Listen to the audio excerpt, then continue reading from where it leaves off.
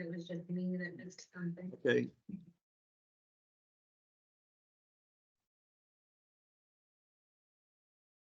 Okay, hey, it's David Postman. We had a technical problem at the start of the meeting, so apparently the convening, et cetera, was missed. So let me just say again, we'll convene the executive management team meeting for Wednesday, August 9th, 2023. Member Garrett is on leave. Our first item is an executive session. So the board will now go into executive session to discuss legal matters relating to litigation or potential litigation in which the agency is or is likely to become a party. I anticipate that the executive session will conclude at 2:15, and if we go longer, we'll come back and let you know. Thank you. Stand by.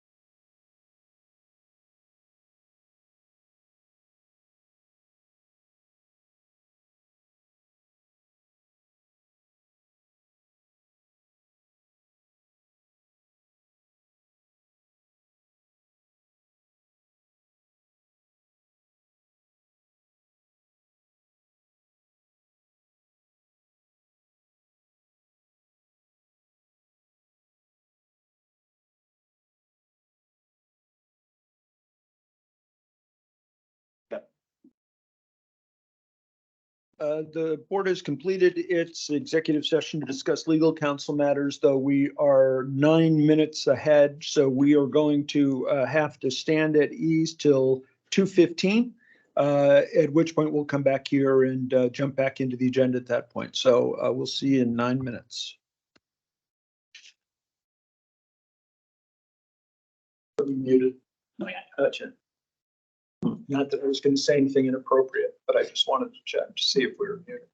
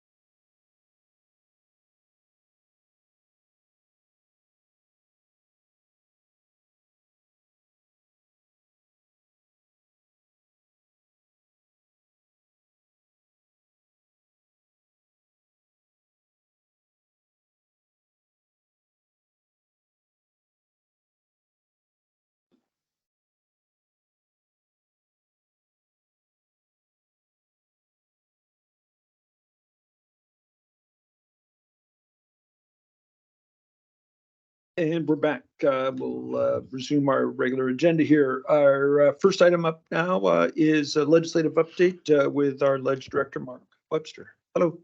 Hello, Chair Postman and Member Bollendroff. I can send another link to the implementation tracker for all of you. We took your feedback, Board Member Bollendroff, and incorporated that. And thanks to the staff for really keeping that up to date. I really do want to give out a special thank you to Judy Edwards in E&E for keeping that tracker and me up to date on how they're implementing some pretty tricky things, including that the report on tobacco contacts from our enforcement staff with youth. I know that was something that you know a lot about, Board Member Bollendroff. But today I'd kind of like to take some time to talk about the meetings that I scheduled with all of you for next week. It was quiet there for a little while after session. That time is over. It is not quiet anymore. We're hearing from stakeholders literally daily with thoughts about some of our potential legislation that Justin's going to talk about, and also their own priorities. And there are some of them that kind of come in every year and some new ones. And I definitely heard during the session that you all kind of wanted a chance to think through some of those bills, some of those ideas, provisos, whatever they happen to be. When and how should we take a position on external bills? And so, we can go through a heck of a long list of things that we've already heard about, but I kind of want to do that process step of like, what's the best way we can do that in one-on-ones, maybe take some of that into our weekly meetings during session, and what needs to kind of stay in those one-on-ones. And so that's kind of what that's about. So look forward to those meetings. That's great. Yeah. That's it for me right now. Okay. All right, great. One thing that end, I guess depends on how much, it's a short session, so we'll see all what's there, but, try to, so you don't have to replicate things over and over again. It's also possible maybe if there are things on that list, we divide them up among board members.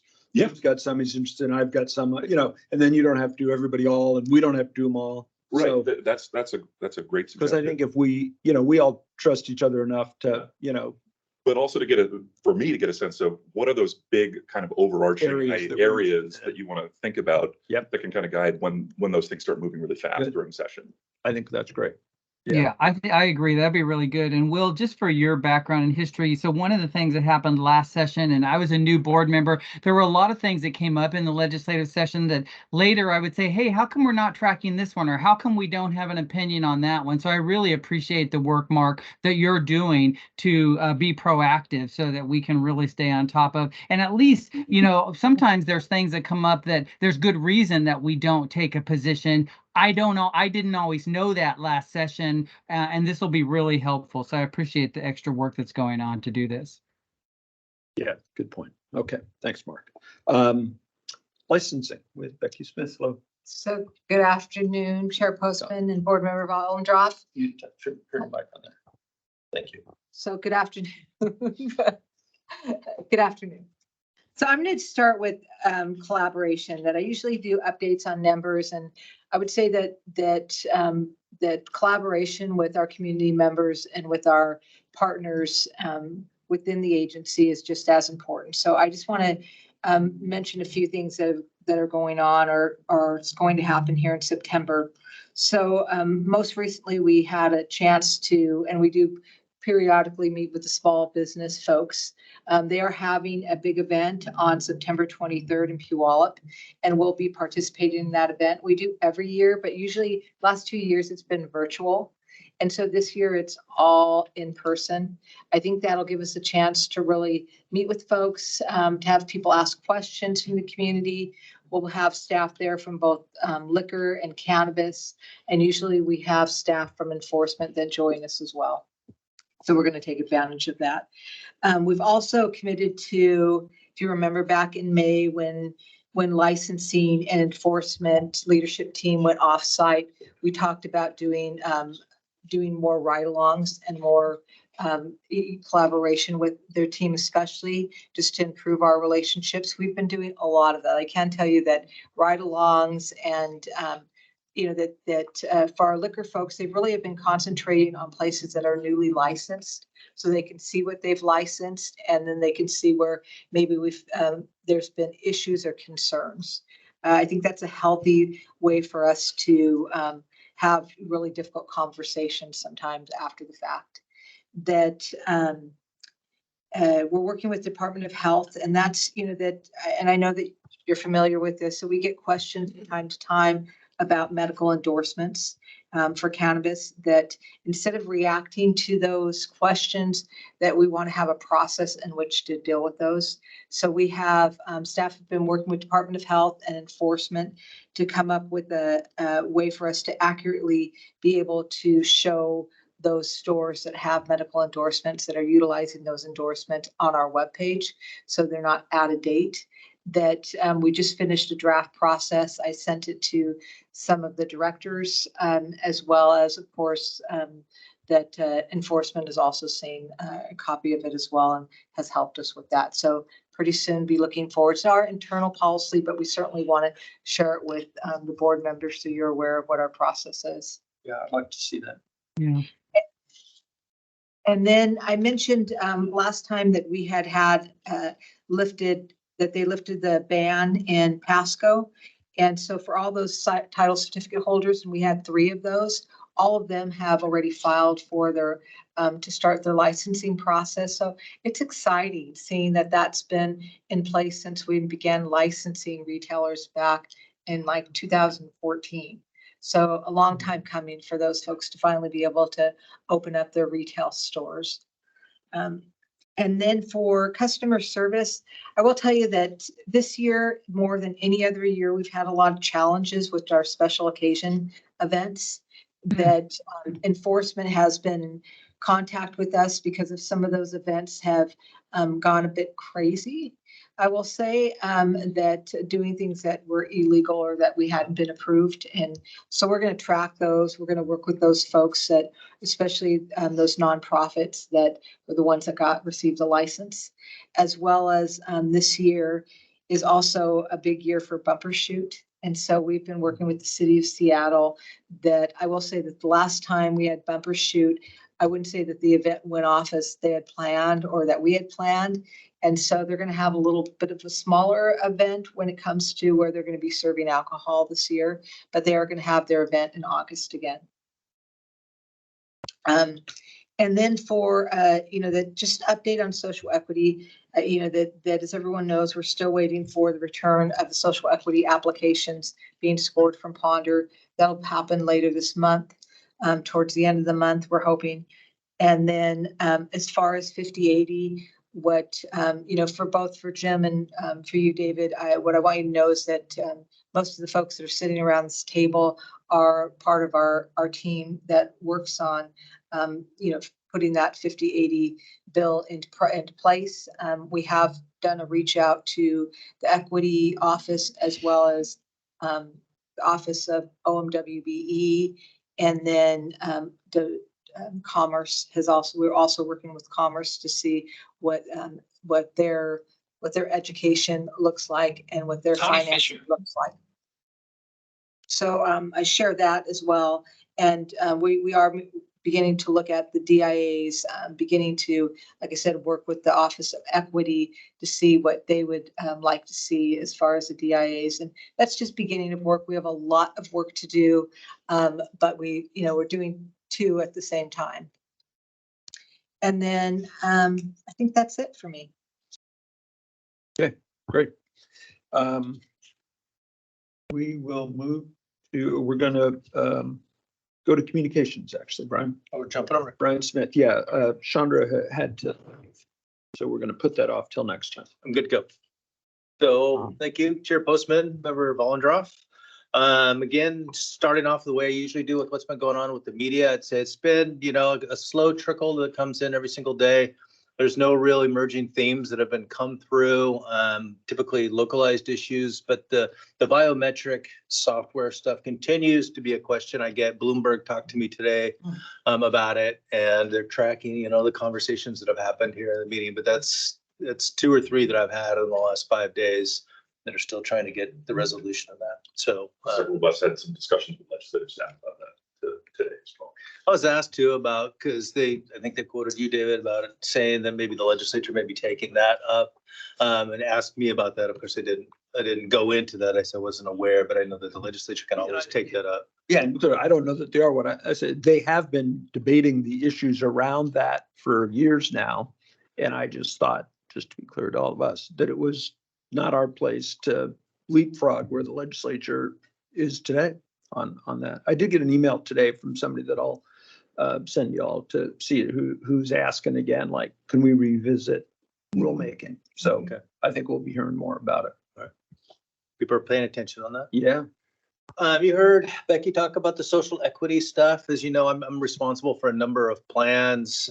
Social equity, we kind of one about communication and outreach. I shared the draft plan I had with Becky and Jim Weatherly and with Ollie, and incorporated the feedback from Becky and from Jim. And then tomorrow we meet, as she said, with the larger group to kind of talk through what some of that might be. There's a subgroup kind of in there that's kind of looking at outreach and stuff too that we'll be involved with and going forward. So that kind of deal with how we will communicate once this first round of 46 comes in, and then the broader, which ties into that, to the broader kind of messaging for how we're going to roll out and implement 5080. So there's that on that. The SharePoint Online is another plan that we're responsible for in communications. This is going to be a kind of a behind the scenes project as far as the agency is going to know, at least until their bid comes up. But it's something that's going to take a lot, I think, from my team and with IT over the rest of this year and through 2024. So the intranet, the SharePoint site that we are on now, is already reached the end of its life. And so we will be implementing SharePoint Online, which is a different way of how that system is going to work. And we're going to be kind of building, it's like flying the plane and building it at the same time, because they need to move to get that implemented.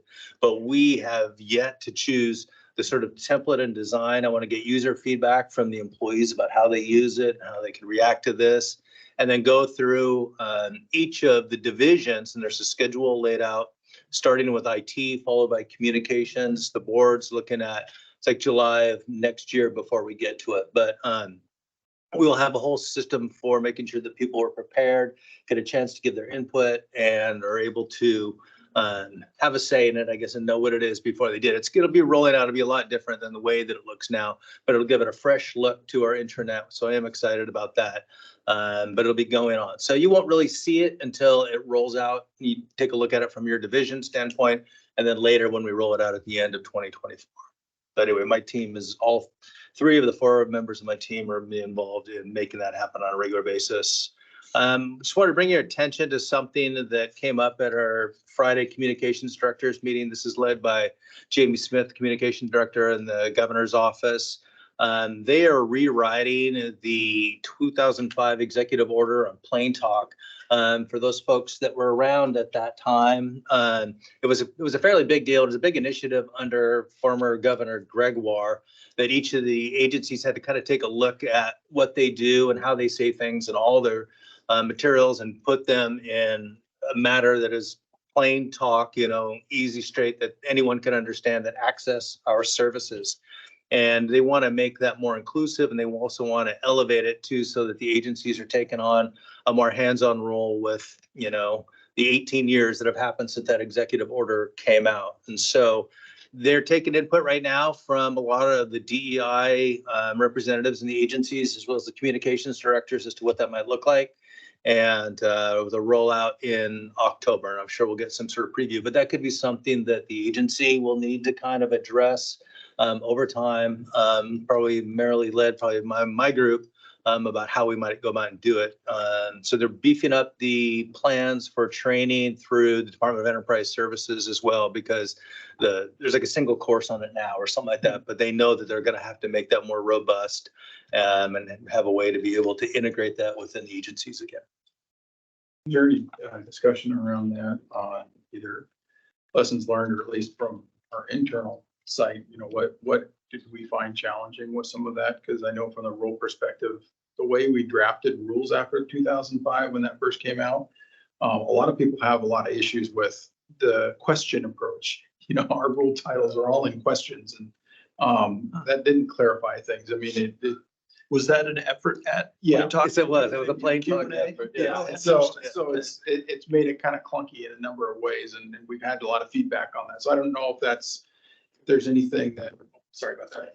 I don't know if there's anything that can be discussed or explored by the agencies around some of those things that worked well or didn't work so well.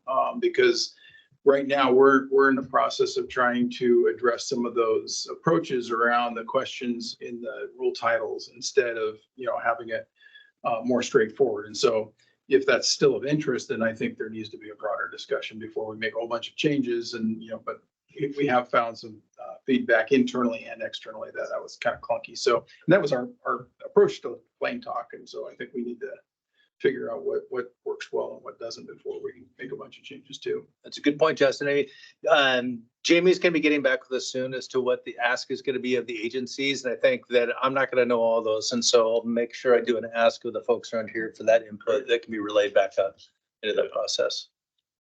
And then lastly, I just want to say on SMP, Tony's not here, as we know, is that release 1 happened and it was successful, that stuff. So that was great. So they're immediately on to release 2, which is much bigger and much more complex.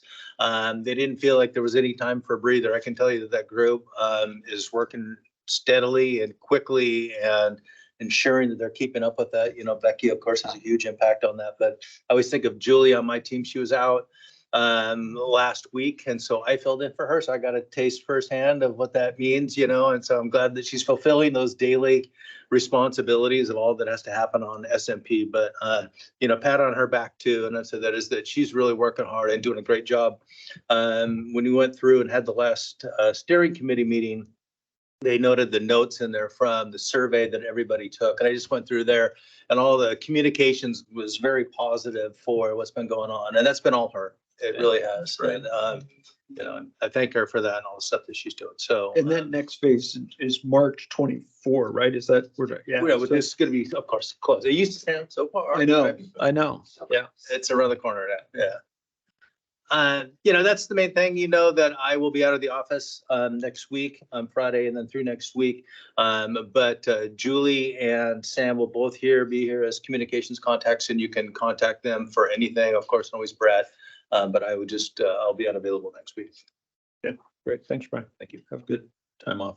Thank you. Justin Nordhorn for policy and external affairs update. All right, a few things to kind of just touch on, nothing too in-depth. So good afternoon, board members and guests. So when we're looking at the issues that we've had, a couple updates I want to provide around hiring. So we have announced earlier today, people will see a public health liaison position posted. That is Mary Sagawa's position. So she is planning on retiring at the end of this year. What we're trying to do is recruit now so we can have some crossover with the training for that new position. So we have a double fill that would happen for a small period of time. But you know, Mary goes back a long way with us. I was sharing with her not too long ago, remembering when we were at prevention conferences in Yakima in the late 90s. So it was, we've known her for a long time, so she'll be missed. But this is really a good approach that she had actually requested as well to get that training, cross training going. So we're really excited about this opportunity and thank HR for that. And then we're also going to be posting this week, if not today, our rules coordinator position that Cassidy vacated as she promoted. So that will be opening up and we're going to be taking a look at that over the next few weeks. And both positions will be open until filled, so they'll be continuous. But I would encourage anybody who is recruiting for folks that they know to get your applications in sooner than later, so we can we'll start the review in short order. So we've got a number of dynamics around the agency request legislation. So what's really important right now is these are all draft concepts. So I know that there's some folks that see, draft proposals out there, like the agency is going to move forward with these, and that has not been decided. So I just want to make that very clear. Just be really clear, they're drafts of things that might happen. Correct. These aren't Yeah. even drafts of what we know we're going to do. These are Correct, yeah. ideas. These are draft ideas. I don't know how many qualifiers we can put on Yeah. to calm people, but yes. Yeah, so we took some pretty robust topics, and we thought, well, let's get some feedback on those. And so we drafted up a few different proposals to get this feedback on. And so one of them is really focused around the medical cannabis program and patient support and access around some contract growing. So just the short version is we're expanding off of what's currently allowed in law. So producers can sell plants, clones and immature plants to patients. And so we're trying to just expand that through, maybe they can be under contract to grow to full extent. Pulling it out of the homes, putting it into a licensed business. There's some security issues. There's some opportunities for folks that don't necessarily currently have opportunities to grow at home under their patient, but it would all still be within the patient registry within the state. So we're not trying to make some dramatic policy changes, but really try to focus on that support for the patients in that area. Another one is around advertising, and this has been a issue for LCB for many years. We hear from stakeholders, we hear from staff on the challenges around advertising, what that brings. So trying to create some clarity, and there's always debate around advertising. So this will be, we'll have a lot of feedback. We've already got a lot of feedback so far.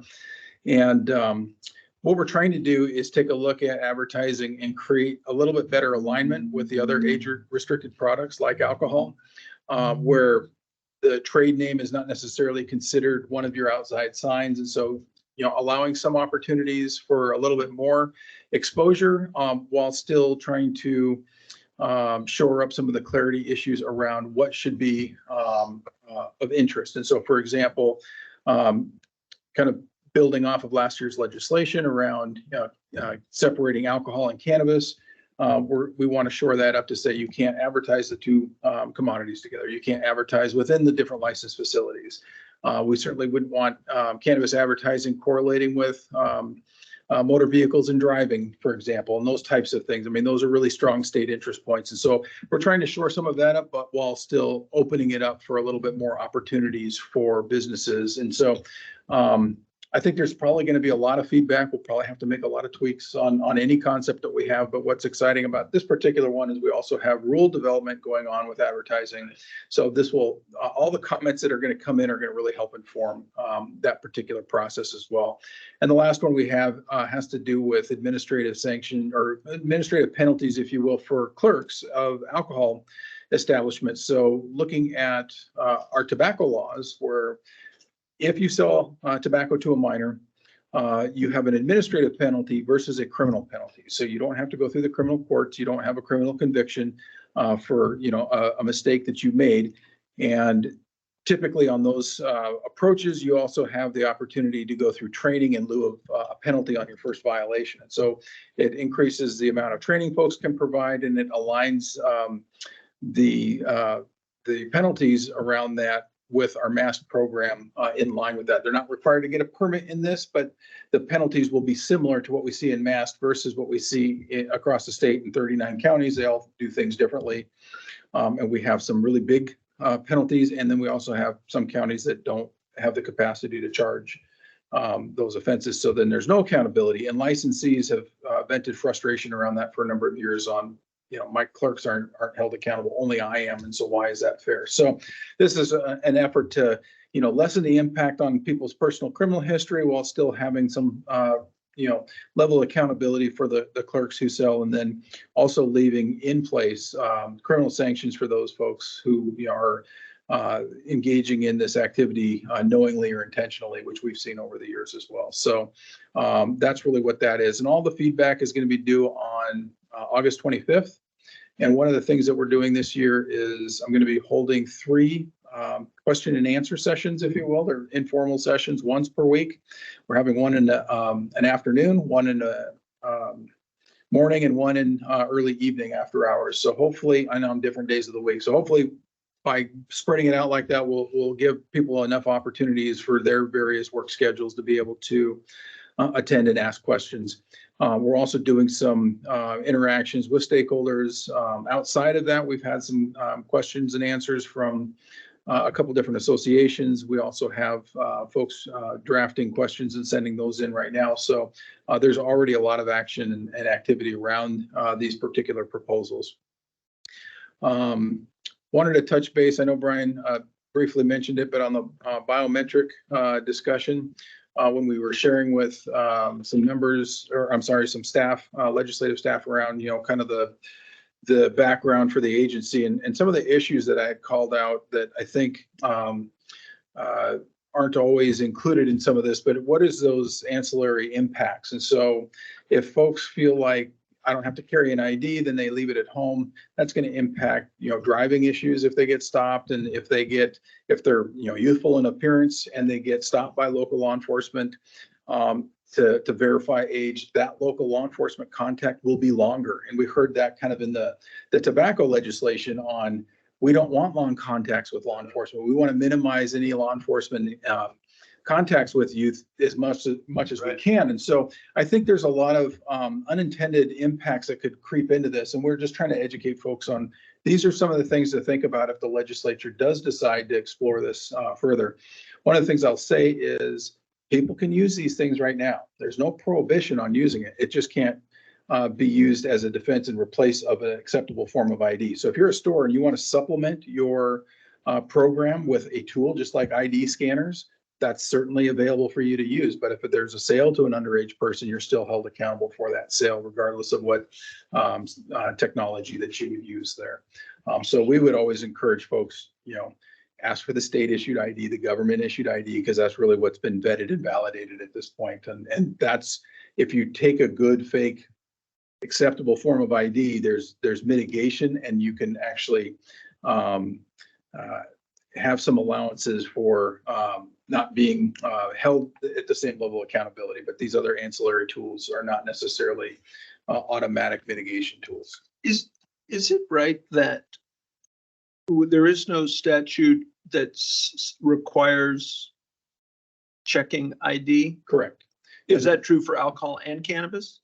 Yeah, there's no statutes on you have to check ID. You just have to sell to You somebody just can't who's sell it.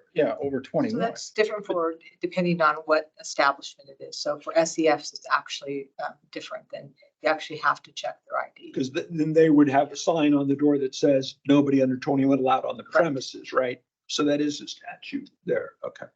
Well, it's not statutorily though. We don't have anything in state law saying a mandated ID check. Now, it could be part of the operating plans and some of the rule provisions there, but statute does not mandate an ID check. It just mandates that you sell to somebody over 21 years of age. And so that's really where that comes in. We had a case recently though, on a cannabis case, where somebody was cited both for allowing a minor into the store and for selling to the minor. It was like a double whammy. Yeah. Huh. Interesting that they could do that today. Yeah, and it's not to say that, so it's not illegal for them to utilize these things, but we're not condoning or approving them to use it in lieu of checking ID. So it would be a supplemental. Because we're not going to accept it. Correct. As it is today, we would not accept it as. That's right. What's the word? Suitable ID or acceptable ID. Acceptable Yeah, ID. it would not be considered an acceptable form of ID. So if enforcement went in, saw a young person within, we'd say, show us your ID. Yes. They can't say, well, check my eyes. Correct. Yeah, and that's kind of the difference in that area. So there's really some broader conversation that needs to happen around what some of those impacts are, because our state's not one of the digital type of states where you can have everything on your phone. We were talking about a little bit earlier. And so I think that there's a lot of work that would need to be done before a robust consideration could be made. And I think Department of Licensing really needs to be involved in that conversation. Not just somebody like our agency for that purpose. So Can I ask one more yeah, question about that? And Becky, maybe you can tell me that. So what if Lumenfield wanted to have a beer kiosk with biometric ID? no. No, they could. Because they have a special contract with us, whatever. And because that's not a form of ID that we accept. Except you just Yeah. that we Can't don't be have. acceptable form of ID. Yeah, it's not considered an acceptable form, so that would not be able to be. But you used. said they could, why is that different than a store using it if they wanted? So it can be a supplement, but what you're talking also about potentially as a kiosk or self-service issues. And that's where there's a lot of interest for these self-service. And that there's other complexities around that, like the assessment of overservice. So there's nothing that is going, you still need an employee there to be able to assess signs of intoxication and not sell to those people. So the over-service issue is a considerable one that is not going to alleviate staff to be able to make those sales. And with mass permit holders, you have to be a permit holder to make certain sales of alcohol. And so there's a whole bunch of other areas, and not just whether we would accept it as an acceptable form of ID. So it's so much, there's a lot deeper than just the one, hey, we want to use this as an acceptable form. So just like an ID scanner, if folks use it as a supplement, it's not prohibited, but that's not what we consider an acceptable approach. So if we did a checking. compliance check and sent a minor in there under our purview, they would have to use an acceptable form of ID. Correct. So even when you're going into some of the stadiums now, they have, they call it like, you just walk in, Grab and go. go. But if you're grabbing alcohol, they're asking for your ID. Yeah. Okay. So it's even in our Amazon, even you see those Amazon stores, if you're grabbing alcohol, it's a special place that you have to enter, get your alcohol and leave. Yeah, as well. Okay. It's typically been a best practice when you're talking about assessing signs of intoxication to ask for the ID and make sure that they take it out of the wallet and hand it to you. Because then you start seeing dexterity and those types of things. You have a longer interaction with the customer and you can understand, is this person showing signs of intoxication or not? Okay. Thanks. So we've also had some areas of conversation around CLASP, which is the cannabis lab accreditation program that's going over to Department of Ecology. And so we've been meeting with Ecology and Department of Agriculture on not only the rule development right now on third-party certification, like where we would put hand over the work RJ Lee is doing to another agency, but also the rule development that both agencies are engaged in. And so there's been a lot of discussion back and forth, and they've shared drafts. And so we're in that process, but that's active and underway. And we've actually had some recent conversations with the governor's office on the progress. And so that's why I wanted to mention it to you both in particular. So board members are aware of those conversations that are happening. Do those conversations include a proposal to move that from ecology to ag? There's been some discussions around that on interest points, but we've also stressed the fact that that would require legislation.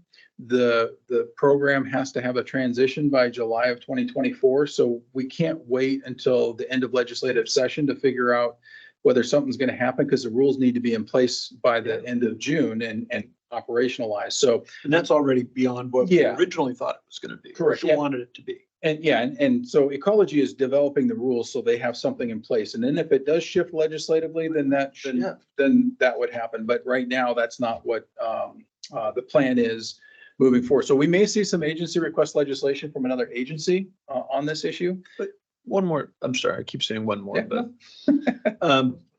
I get unlimited. So as I said, part of the argument, we're doing it now through a contractor, but we were going to move to Ecology, and Ecology has that specialty, right? That's kind of their thing. Department of Ag runs testing labs on our behalf. Yep. Does it make sense to also then have them do that work Ecology is doing? Shouldn't that be separate agencies? Wasn't that some of the motivation to park it in Ecology? That could be. I don't think I'm an expert enough in that area to be able to answer that effectively, but what I can say is RJ Lee is doing independent work right now from agriculture, and the interest was to move what they're doing into a state agency, which would be Ecology at this point. Which was a big fight, yeah, and dragged on, and then we had to all go back 2 years ago and make sure it was happening. I guess I'm just saying, for me, I got a high bar for moving this again. Yeah, well, and we got to make sure these labs are getting the The Department of Agriculture is charged with creating the lab standards. So there's automatic crossover. So I think that's where the debate is on what makes the most sense on where it lives. But we haven't provided feedback on whether the board would support that type of proposal yet or not. And we've recommended, we'd like to see whatever it is, in a draft form so we can provide a response at that point. Okay, I know one guy who wouldn't, but it's still early. So. And then just the last couple updates, I'll try to go quickly on this, but we've got obviously the social equity rules are going to be coming into play once we get the stuff back. So really, I want to commend Becky and her team for the program that they've set up on the timelines, and it's really organized the agency on moving things forward. So there's a really strong plan. So once those applications move over, then the rules team are able to be in a good position to start implementing that and get the appropriate feedback that we need. Trade area conversations are going to continue to move forward. We also have sampling, cannabis sampling protocols on the agenda. Advertising, as I said, private clubs is going to come to a conclusion here shortly. We also have the THC minimum observable levels discussion going on both in our cannabis science work group as well as with Department of Agriculture. And then we also have the 5448 implementation that's going on. And one of the questions that came up that we're going to have to clarify in rule is around spirit sales in factory sealed containers. And so the statute said that factory sealed containers to go don't necessarily require meal service, but we've always had meal service with spirits. And so we've talked with industry, we've talked internally, everybody's in agreement that, yeah, we recognize that any type of ready to drink cocktail that they may buy that's in a factory sealed container will still need to have a meal service to go with it. So I just kind of wanted to put that out there. We're sharing that information, but we'll have to specify that in rule just for clarity. So that'll be happening as well. And so that's all I have unless you have other questions. I don't see any. Okay, great. Thank you. Thank you. Great. We will move now to director's comments from Director Will LaKella. I will. Good afternoon, Chairman Postman, Board Member Vollendroff. Real brief, spending the majority of my time right now, internal and external stakeholder meetings, and spending a lot of time with looking at the operations, the overall operations of the division, and trying to figure out where, if any place, we can gain some efficiencies. And staff has been phenomenal in helping me work through some of that. And some we've been able to actually work through in pretty short order. So yeah, that's it for me. Okay, great. Jim, anything more from you today? Any final questions or other things? Nope, I have nothing. Thank you. And the only thing I have is to let us all know that this weekend is Dustin Dixon's birthday. So we'll take this moment to wish him a happy birthday. And Thank you, Chair. He's not celebrating it with us this weekend, so we'll just have to give our wishes. Okay, that's it. Thanks to all the staff for the reviews. Appreciate it. We will adjourn the executive management team meeting for Wednesday, August 9th. We'll be back next week for caucus and the board meeting. Probably. Okay, we're adjourned. Thanks. Every time I start to say what we're doing next, I'm sure I've said it wrong. Because 9 out of 10 times I am. Is it possible you're not?